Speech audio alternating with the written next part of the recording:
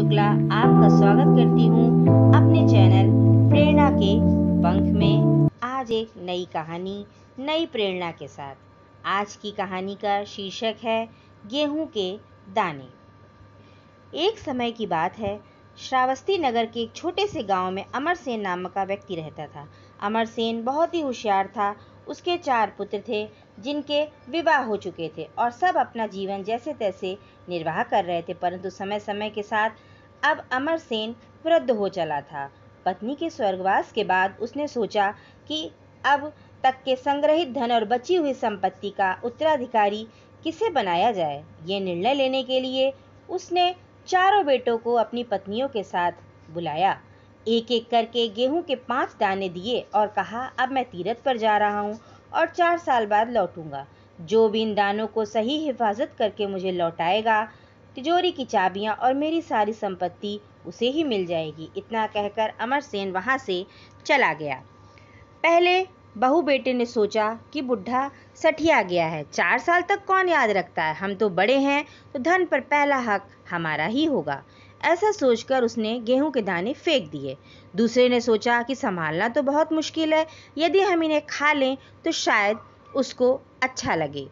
लौटने के बाद हमें आशीर्वाद दें और कहें कि तुम्हारा मंगल इसी में छुपा था और सारी संपत्ति हमारी हो जाएगी।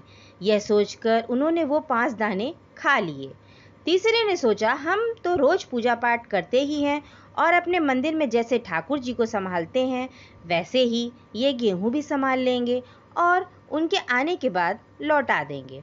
चौथे बहू बेटे ने समझदारी से सोचा और 5 दानों को एक एक करके जमीन में बो दिया। देखते ही देखते वे पौधे बड़े हो गए, गेहूं उग आए और उन्होंने उन्हें भी बो दिया। इस तरह हर वर्ष गेहूं की बढ़ोतरी होती चली गई।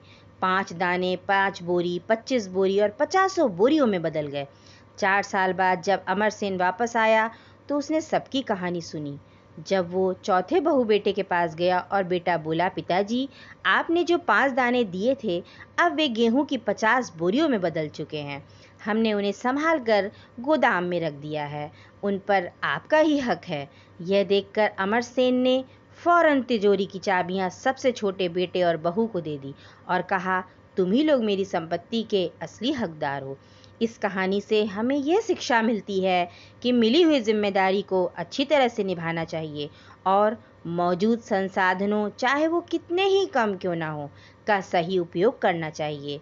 गेहूं के 5 दाने इसका प्रतीक है, जो समझाते हैं कि कैसे छोटी से छोटी शुरुआत करके उसको एक बड़ा रूप दिया जा सकता है। इसीलिए हमें जिम्मेदारी सीखनी चाहिए, बच्चों को छोटे काम और जिम्मेदारियां सौंपना चाहिए ताकि वे उसे पूरा करें।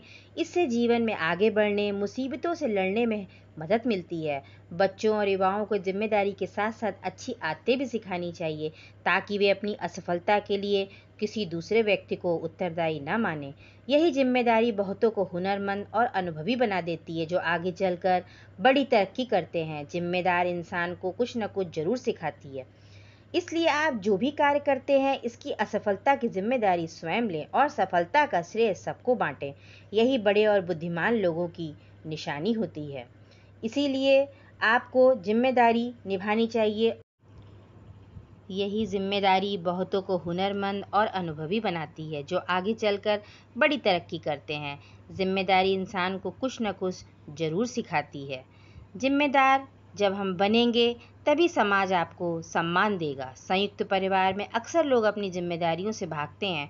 वे क्यों सोचते हैं कि मैं क्यों इस कार्य को करूं, घर में तो और भी सदस्य हैं। ऐसी मानसिकता संयुक्त परिवार को आगे बढ़ने और तरक्की करने से रोकती है। इसीलिए मैं कुछ लाइनें कहना चाहती हूँ। मुश्किल नहीं है कुछ दुनिया में, तू ज़रा हिम्मत तो कर। ख्वाब बदलेंगे हकीकत में, तू ज़रा कोशिश तो कर। आंधियाँ सदा चलती नहीं, मुश्किलें सदा रहती नहीं। मिलेगी तुझे मंजिल तेरी, बस तू ज़रा कोशिश तो कर। और जिम्मेदारियों को उठाने से क्यों घबराता है? जिम्मेदारियों को उठाने से क्यों घबराता है? जिंदगी में यही तो इंसान को हुनरमंद बनाता है। तो दोस्तों, अगर आपको मेरी आज की कहानी से कुछ प्रेरणा मिली हो, कहीं आपके दिल को छुई हो, तो कृपया करके मेरी कहानी को लाइक करें, सब्सक्राइब करें और बेल नोटिफिकेशन को दबाना बिल्कुल ना भूलें। धन्यवाद।